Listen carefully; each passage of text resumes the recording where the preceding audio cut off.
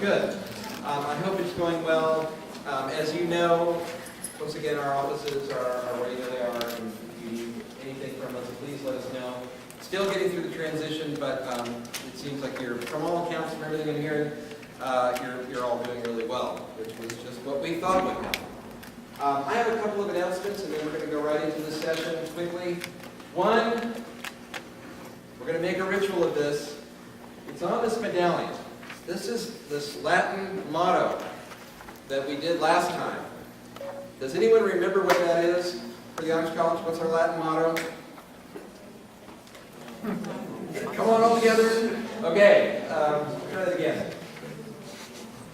It's ad, repeat after me. Ad Vetum Paramus. Sounds like an Egyptian chant, but it really is Latin. It will not bring the undead. Guarantee you that. What does it mean? Oh, we're going to keep working on this. Wait. I heard it out there. Thank you very much. Yep, that is the literal translation. We are preparing for life. This is my little handout. I don't know if it will get circulated among all of you, but when you graduate from the Honors College, this is the medallion. It has the motto on it. I hope someone will please give it back to us at the end of the session. We'll pass it around. But we're going to keep working on this. It really is what we're about. I'm going to start here with the laptop, and he'll just pass it around. And that's what it is. Second announcement. You might remember the great day of sharing. That will happen right out in front of this building at the next meeting, on the service learning meeting. How appropriate. We're going to talk about service learning at Western, and on the way in, you're going to participate in our first service learning project. Once again, that will be, if you can, and by the way, this is not a requirement, we're not going to check off to see if you did it or not, but if you can, if you would, what they did last time is purchase, if you can, over the week, about $5 worth of non-perishable items. This will be for the people that they serve, United Christian Ministries. That can be any kind of non-perishable item. The last time the freshmen did this, as I said before, they gathered enough to handle all the families, the 250 families that they served for 3 days, which is great. We're now, on the Honors Board, going to alert the entire Honors College, and between you and everybody else, we're going to see if we can push that a little bit more. The other thing that they said about that, and I hope it happens again, is that the food purchased was a lot better than what they normally get from the food bank. So the people that received that food for those few days were really delighted to see some name brands instead of government product number 25. They actually got the good stuff. So what you will do, if you can, is bring whatever you were able to pull together, and we'll either have a collection out in front, or my hope is we'll have a truck out in front. We'll just put it in there, and then that's really all there is to it. So that's what we're doing at the beginning of the service learning session, which we'll have next week. And now I'm going to happily present April Tallant, our Associate Dean of the Honors College, who will introduce the program and get this going. So thanks.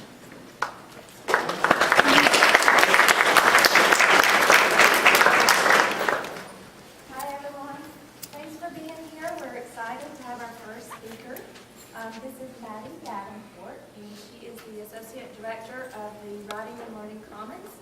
Who knows where that's located? Bill. Very nice. Okay, thanks. Well, thank you.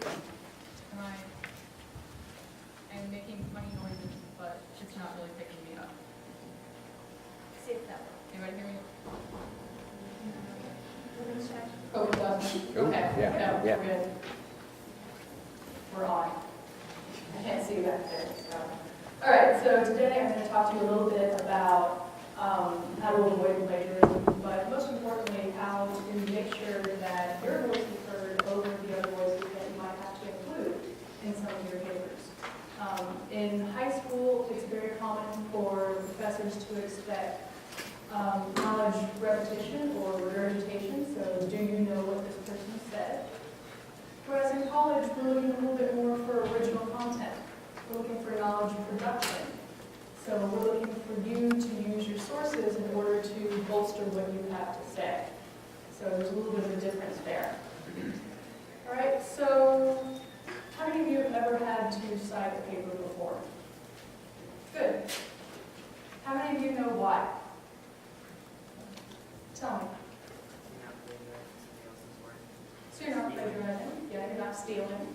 Why is it important not to steal somebody else's ideas? They're not physical things. It's not like you've made off with a pie or money. Yes, in fact. They work hard on that, you know, they deserve credit, just like an artist deserves credit for his song. Yeah, so they deserve credit for what they've done. And this is very important in academia because your professors, if they're tenured, means that they have come up with an article that they've had published. So they've worked very hard and very diligently to create that content that has given them a promotion, more money, job stability. And so having that taken from them is basically somebody saying, I want the same thing that you have, but I don't want to work for it. So not every country in the world has a citation requirement. Why do you think that is? What might be the difference between, say, the United States and our very heavy reliance on citation versus another country that doesn't have anything in place at all? Copyright law. Copyright law, good. So, and that comes back to a little bit about our society here. So we would consider this a capitalist society, which means what? Like our money. We love our money. Right? Yes. We have a large focus on individualism. Yeah, we have a large focus on individualism, so, and ownership, and what I have done, right? So, like with small business owners, they strive out on their own, and they create something for themselves, and they create a business that they can call their own. And that's very important in this culture. Not so much in some other cultures. What cultures do you think might not have such an emphasis? Love it, China. Why? Yeah, so it's a collectivist culture where if something belongs to one person, that means that it can possibly belong to many other people in the community. So in China, for instance, they don't have a citation requirement. So if you want to take somebody's ideas, that's fine. And you know, there are pros and cons to each. I'm not really here to tout either one. But you know, it's difficult. Especially, I've taught English for 4 years before, and it's difficult for students who are, for example, coming from China, and then they see all of this citation stuff here, and all these requirements, and all of this mine, and it's daunting. And especially for new high school students, new college students, former high school students, it's a little bit difficult to navigate all of the citation requirements for all of the papers. So one thing I'm going to do before I get started is to introduce Miss Elena Seidel. You want to stand up and wave? Elena is also a member of the Honors College, so she is one of you. And she's also advertising that we like to hire students from the Honors College. So if you think that you would like to tutor as you get older, not maybe your freshman year, wait till you get a few classes under your belt. If you think that maybe you'd like to work for us in the future, definitely give us a call. And this could be course tutor, this could be writing tutor, we have a lot of different positions, math tutoring as well. So Elena's going to pass out some of our bookmarks, and you may already have them. We'll go into different orientation fairs, and that's fine. So if you don't want them, just leave it on your chair with me or whatever. All right? So, let me get started. First, you've been pretty clear. What is plagiarism? Stealing. Yeah, and stealing other people's ideas or work and calling it your own. But there's a difference, right? What do you think is intentional plagiarism? Yeah, you need to do it. You went online, you bought a paper, you know it's wrong, and you totally just don't even care. And then what do you think is unintentional plagiarism?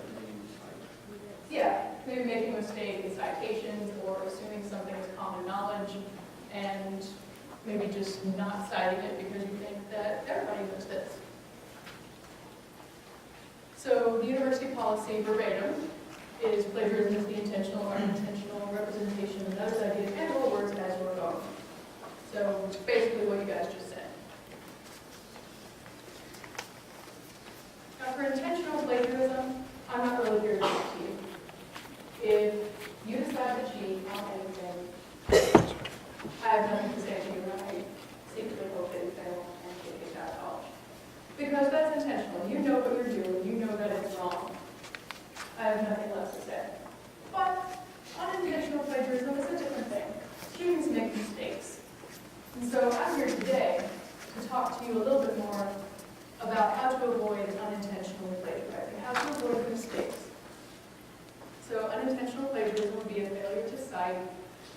anything that you're making assumptions that you ought not to make.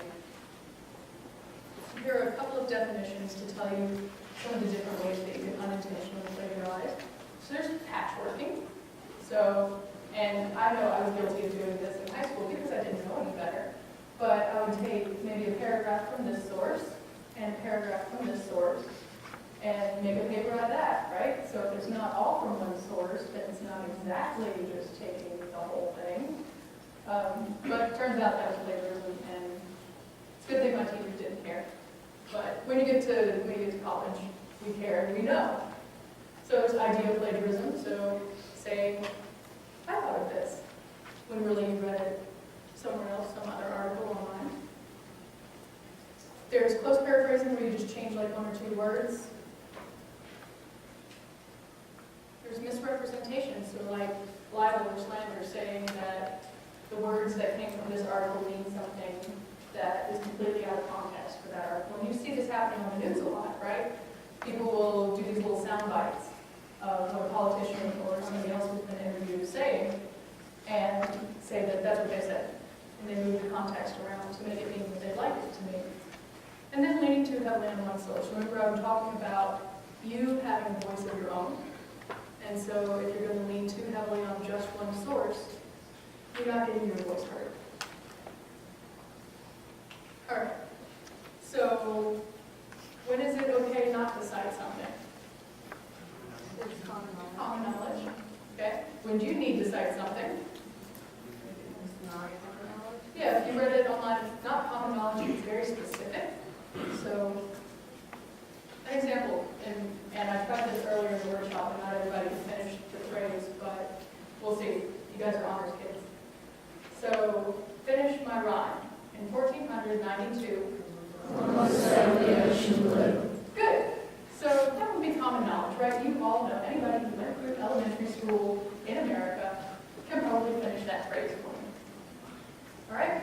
Was Napoleon Bonaparte tall or short? Short. So you don't really need to cite anybody who said that Napoleon was short. Everybody knew. Nobody told him, but everybody knew. All right? What set of mountains are on the eastern side of the United States? Very good. You're in them right now. I hope you know the name. What set of mountains are on the western side of the United States? The Rockies. This morning they didn't know. So, honors. So all of these things are common knowledge. So you know these things. Everybody who has grown up in America, most of your readers are going to know these things. You do not have to cite that. Something that you do need to cite are direct quotes. So, I didn't realize that there was only one screen. I'm sorry. I'll come talk over you. See more to show. So, things that are direct quotes. So, if you get it straight out of an article or a book, that needs to be cited. Things that are specific. So, if you're maybe studying anything in science that has very specific measurements, data, things that you really can't paraphrase. I mean, if you paraphrase it, it would be no longer correct. So any special findings that you find, so you can't really alter the results of data, or else it will be changed. And then any kind of concepts or theories. So if you are going to use something from the Communist Manifesto or from Marx, then you ought to cite Karl Marx. Even if you're not quoting him, you should definitely cite it. Right? So it's okay to oversight. If I were you and I didn't know, just cite it. No biggie. If you cite it and you didn't need to, then that's what, 30 seconds of your time, as opposed to getting in trouble because you're unintentionally plagiarized. So give yourself the benefit of the doubt, just cite it. So we're going to talk really quick about the difference between summarizing, paraphrasing, and quoting. So if I asked you to tell me about the last conversation you had with your mother, would you tell me word for word what she said?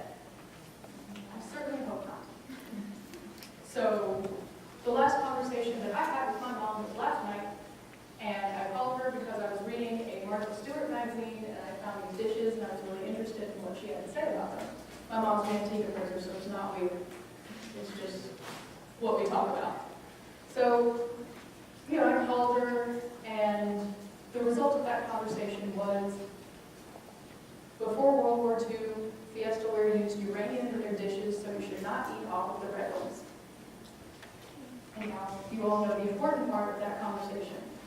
I'm not going to tell you all of the different things that she said about Fiesta ware, how much she's seen it, how she's so sick of people buying it, that kind of stuff, because that doesn't matter to you. What matters is that you don't need to be eating off of the old red Fiesta ware. They made new red Fiesta ware, and that's okay. So that's what a summary is. So if you're just telling somebody about what you read, what you heard, then you're summarizing. So if you're going to summarize for your papers, you want to read the source all the way through, and then just like I did, I'm not listening to my mother right now. I don't have a transcript of what she said. I just have told you what my mom said. So you do that, make sure that you've got an accurate representation of what was said, and then double check it against the original. Are you using your own words? Sometimes, and I'm sure that you've done this before, but you'll hear something that's really good, and then you'll start using it. And so you'll forget to cite that person who said the good thing. So, and that's also unintentional. All right. So paraphrasing. So look at this definition and tell me what is the difference between summarizing and paraphrasing. Very good. Well done. So you don't have to condense anything when you're paraphrasing. So if my passage is this long, how long will my paraphrase be? This long. If I am summarizing, how long will it be? Yeah. Just the main points. So, and I don't typically paraphrase because it takes too long. I'm a summarizer myself. But this is popular if you're just using one sentence.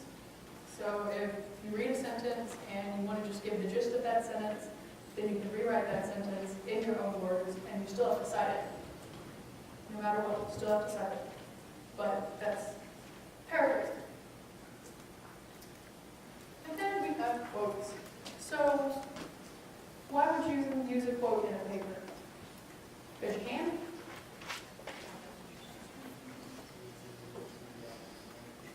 Yeah, it's easier to do that than paraphrase. So again, in like science, social science, psychology, if you don't want to change things and it's so technical that changing it would just sound weird, then that's a good case for quoting.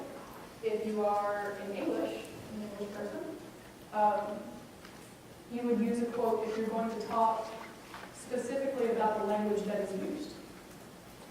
So if I want to talk about how a character is developed in a novel, I might use a direct quote from that character in order to talk specifically about the language that that character uses and how that affects his or her personality. So I don't know if your teachers in the past have talked about signal phrases. Have you heard of those? They're sometimes called different things. So basically it means that you're not just dropping a quote in a sentence and leaving it there. You're saying so-and-so said, or according to this person, or something. Yes. That was my point. So you need to have your signal phrase, and you need to follow your guidelines. So what does MLA stand for? Modern Language Association. So what papers use MLA? English?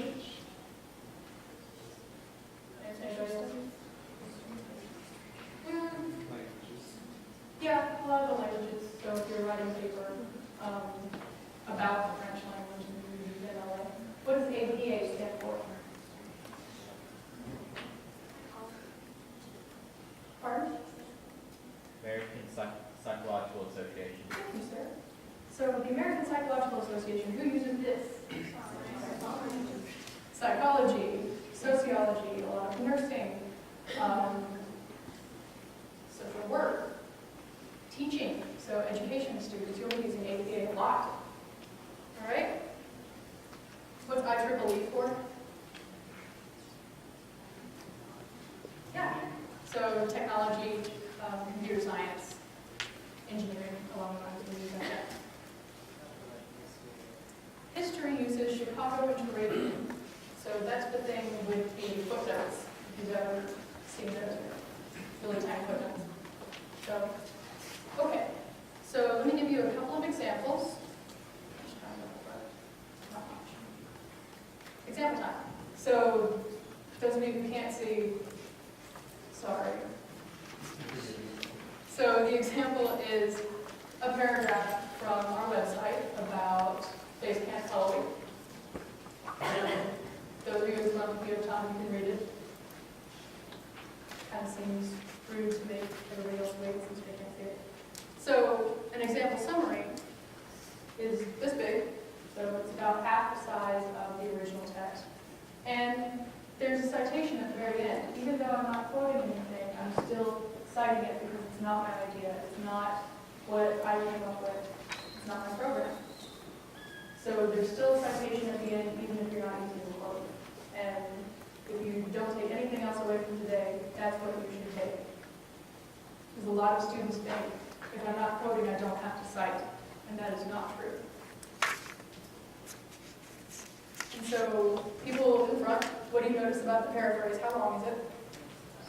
6 Fs. But we've not just changed some words around, we've actually revamped the sentences. Again, to me, this is labor intensive, so I would probably just summarize it, but if you had to, you could do it. And they've got an APA citation here. So what do you notice about the APA citation? What's it got in it? The date. Yeah. And then there are a few example quotations. So one of the things that I think they're trying to pull out of here is that they want the exact words from Base Camp Halloween to be quoted so that nobody misunderstands what exactly Base Camp Halloween is all about. So I am out of time, but before I go, let me show you our website in case you need us or want to apply to us later.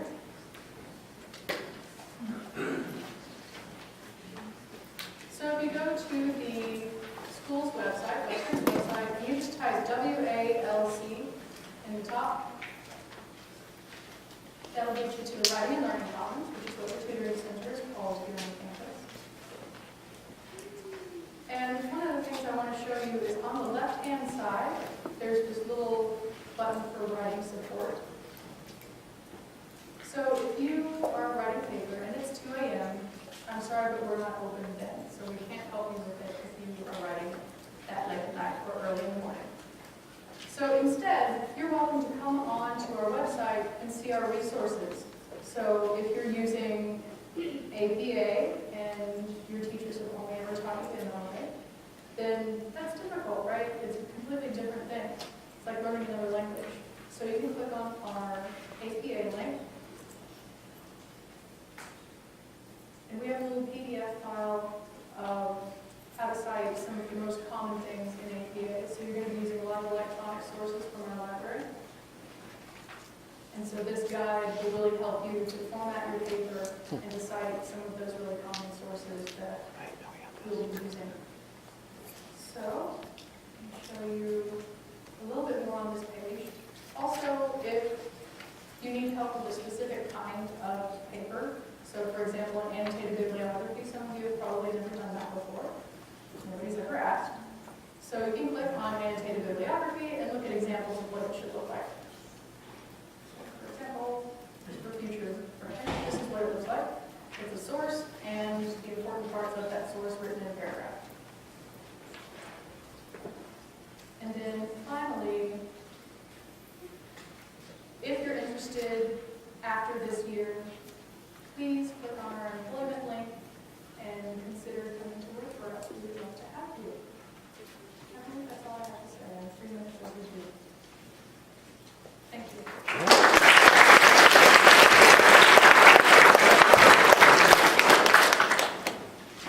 Anyone have any questions? I think we've got a couple of minutes. Anyone have any specific questions?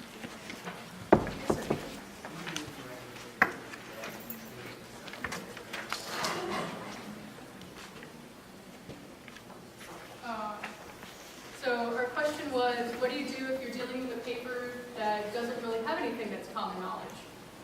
And what do you think the answer to that is? Cite that whole sucker. Cite whatever you can. And again, don't be afraid to oversight.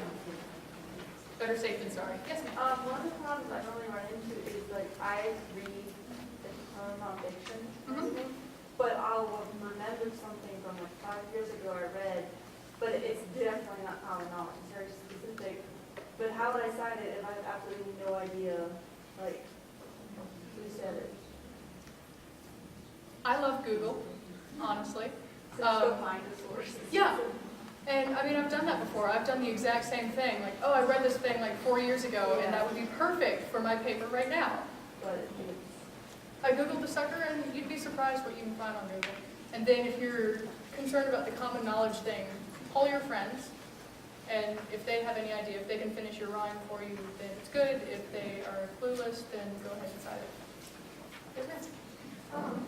I tend to actually like paraphrase as opposed to summarize things, because I tend to like not be able to figure out the main points. I just think everything's important and I need to include it all. How do you like separate like the fact from, I guess?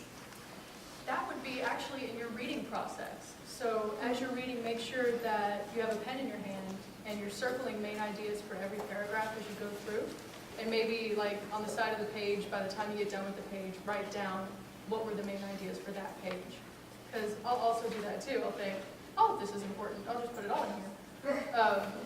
So by annotating and being more of an active reader, that will help you to keep from thinking, I should put all of this in my paper. And of course, come see us. We'll help you to make things more concise.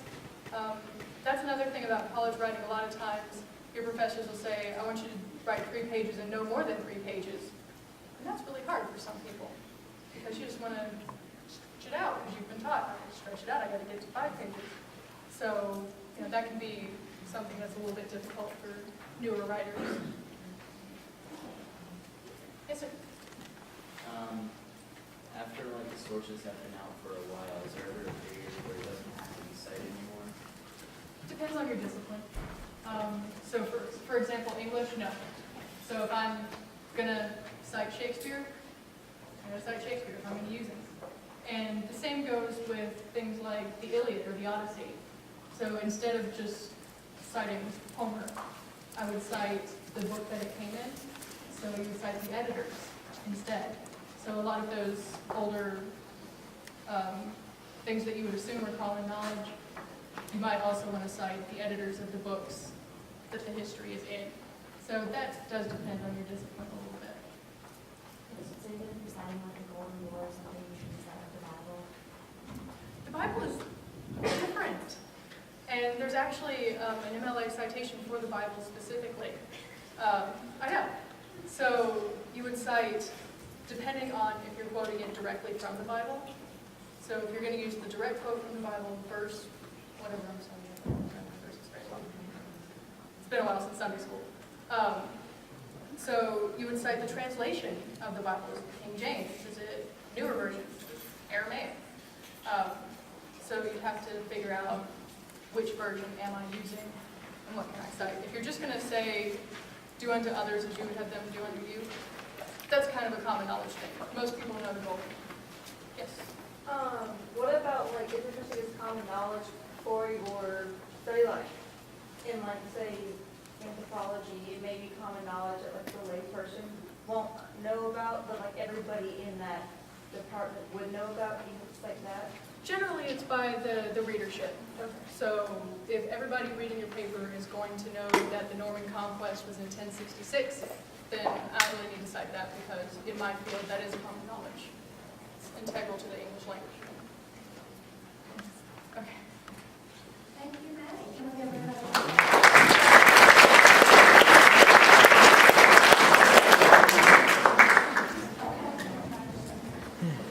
Can you hear me?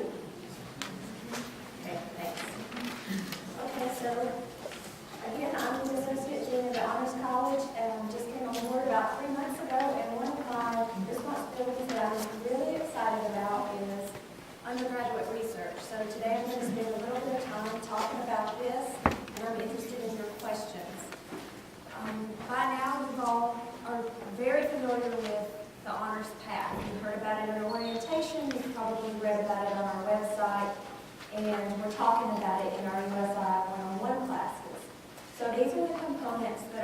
are designed to help you become a very competitive candidate when you go out into graduate school and into the workforce. The thing that I'm going to focus on today is undergraduate research. Can someone define that for me? Does anybody know what undergraduate research is?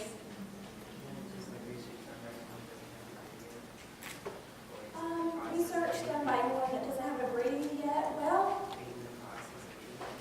okay, well, it is done by undergraduates. Anybody else want to take a stab?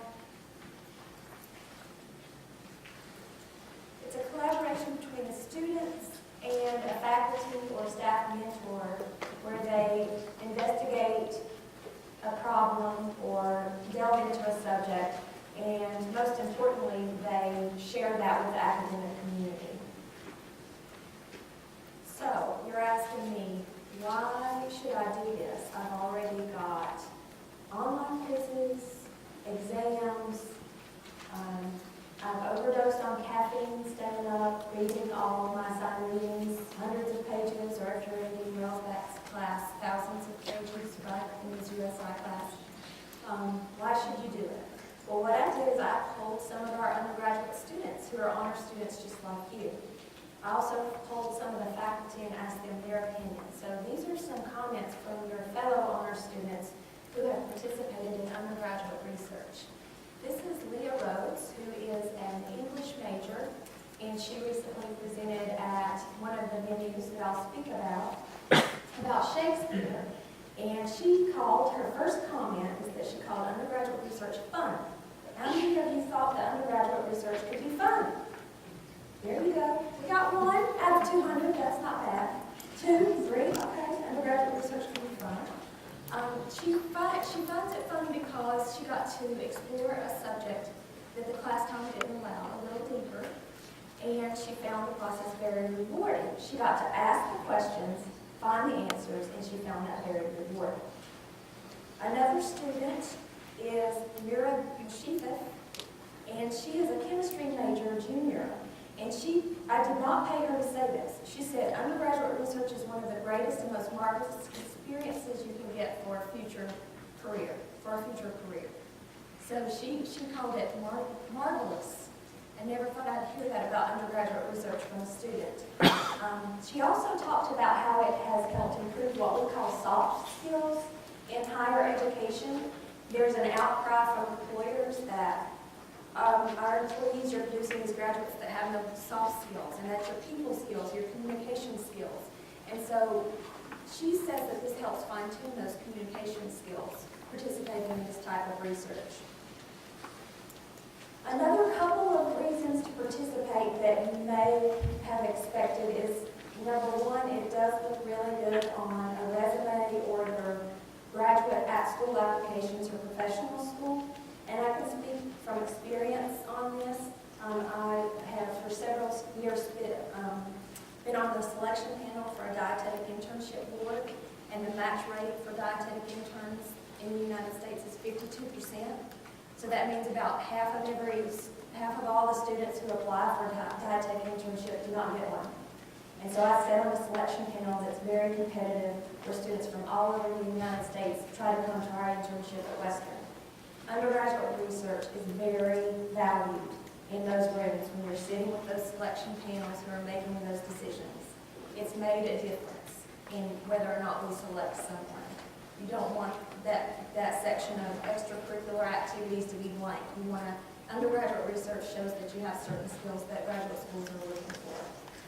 And also, I'm not sure if you're aware, you can get honors credit if you have a contract with a professor to do an undergraduate research project.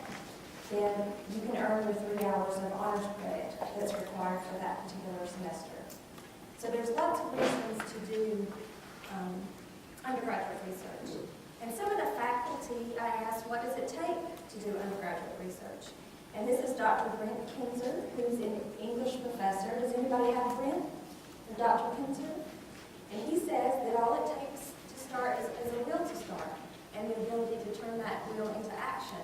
And then he made the mistake of saying, if you can't find a sponsor, come see me. I don't think he knew I was going to be talking to 200 people, so I can give you his email address. himself as a sponsor. And I thought it was interesting that he called himself a sponsor. He didn't call himself an instructor, he called himself a sponsor. And similarly, Dr. Reinberg in the Environmental Health Program, he's the mosquito guy. Go to mosquito.wcu.edu. His research is actually really important because Western North Carolina is a hot spot for encephalitis, mosquito-borne diseases, and children die yearly because of that. He catches the mosquitoes and studies them. He has mosquitoes in HHSB, in an insectary, he calls it. So if you're in that building, there's an insectary there. And he says that his recommendation is, number one, find a mentor. Number two, see number one. So find a good mentor. He uses the word mentor. So professors, they like this relationship. It's more than just the professor-student. It's a mentor relationship between a student and a faculty member. And he also adds that you shouldn't be afraid to propose your own project. In fact, that's what professors like to see. I've conducted a lot of helped students with a lot of undergraduate research, and I do like it when they pitch their own projects because it shows me that you're invested in it and that you're willing to do what it takes to get the job done. So this is Wes Myers, our honors board president, and he has some recommendations. And he says first is talk and have a conversation with your professor. So again, that means just creating a dialogue with your professor. Maybe a class that you really enjoy, maybe a subject that you're really getting a lot out of. Wes recommends having that conversation and speaking up. And then he says, make sure you're informed before you go speak to that professor. And I really like this because we want to know that you looked in it a little bit deeper than what's on the surface. And that would be by looking at peer-reviewed literature that Maddie touched on a little bit, just so you can be knowledgeable when you have that conversation with faculty.